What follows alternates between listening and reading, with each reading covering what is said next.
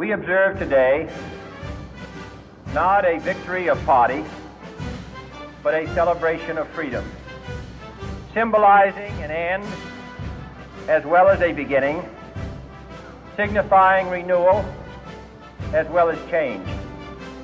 For I have sworn before you and Almighty God the same solemn oath our forebears prescribed nearly a century and 3/4 ago.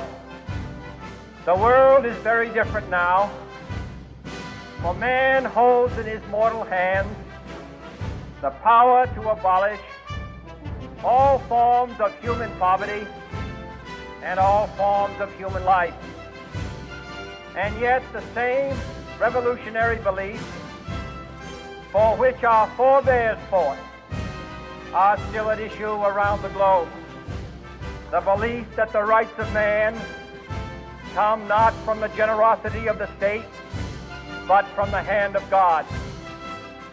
We dare not forget today that we are the heirs of that first revolution.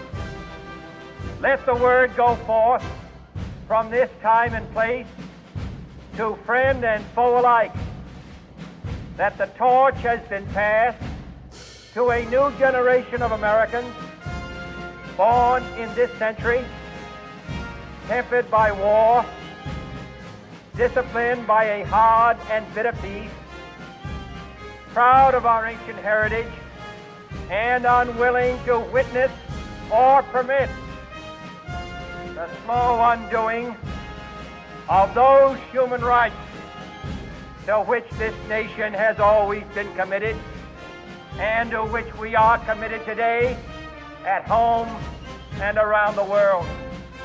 Pay any price, bear any burden, meet any hardship, support any friend, oppose any foe to assure the survival and the success of liberty. United, there is little we cannot do in a host of cooperative ventures. Divided, there is little we can do, for we dare not meet a powerful challenge at odds and split asunder. In the huts and villages of half the globe, struggling to break the bonds of mass misery, we pledge our best efforts to help them help themselves. For whatever period is required, not because the communists may be doing it, not because we seek their votes, but because it is right. If a free society cannot help the many who are poor, it cannot save the few who are rich. And let every other power know that this hemisphere intends to remain the master of its own house.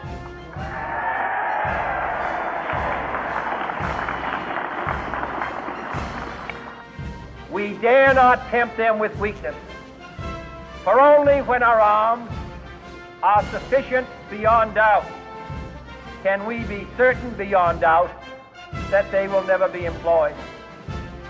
But neither can two great and powerful groups of nations take comfort from our present course, both sides overburdened by the cost of modern weapons, both rightly alarmed by the steady spread of the deadly atom, yet both racing to alter that uncertain balance of terror that stays the hand of mankind's final war. So let us begin anew.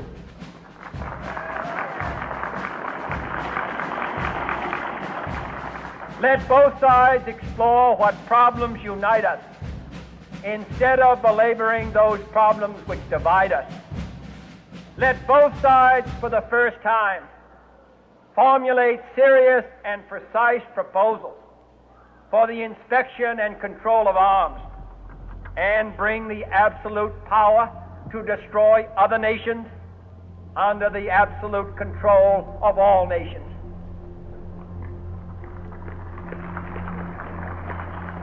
Let both sides seek to invoke the wonders of science instead of its terrors.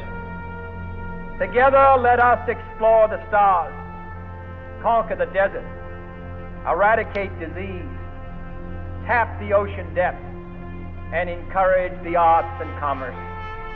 Let both sides unite to heed in all corners of the earth the command of Isaiah to undo the heavy burden and let the oppressed go free.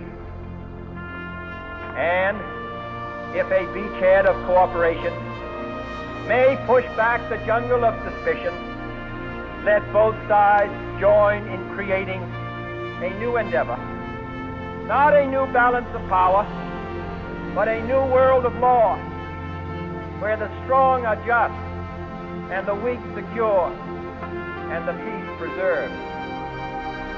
All this will not be finished in the first 100 days, nor will it be finished in the first 1,000 days, nor in the life of this administration, nor even perhaps in our lifetime on this planet. But let us begin. In your hands, my fellow citizens, more than mine, will rest the final success or failure of our course. Since this country was founded, each generation of Americans has been summoned to give testimony to its national loyalty. The graves of young Americans who answered the call to service surround the globe. Now the trumpet summons us again, not as a call to bear arms, though arms we need, not as a call to battle, though in battle we are, but a call to bear the burden of a long twilight struggle, year in and year out, rejoicing in hope, patient in tribulation, a struggle against the common enemies of man, tyranny, poverty, disease, and war itself. Can we forge against these enemies a grand and global alliance, north and south, east and west, that can assure a more fruitful life for all mankind? Will you join in that historic effort?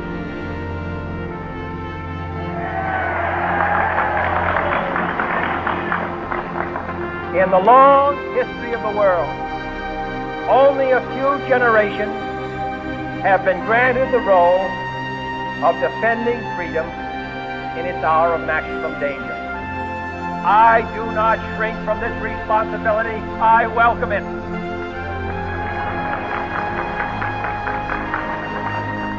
I do not believe that any of us would exchange places with any other people or any other generation. The energy, the faith, the devotion which we bring to this endeavor will light our country and all who serve it. And the glow from that fire can truly light the world. And so, my fellow Americans, ask not what your country can do for you. Ask what you can do for your country.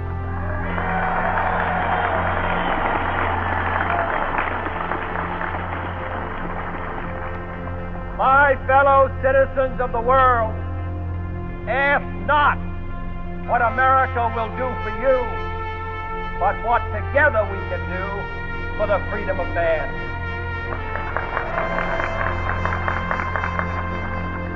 Finally, whether you are citizens of America or citizens of the world, ask of us here the same high standard of strength and sacrifice which we ask of you.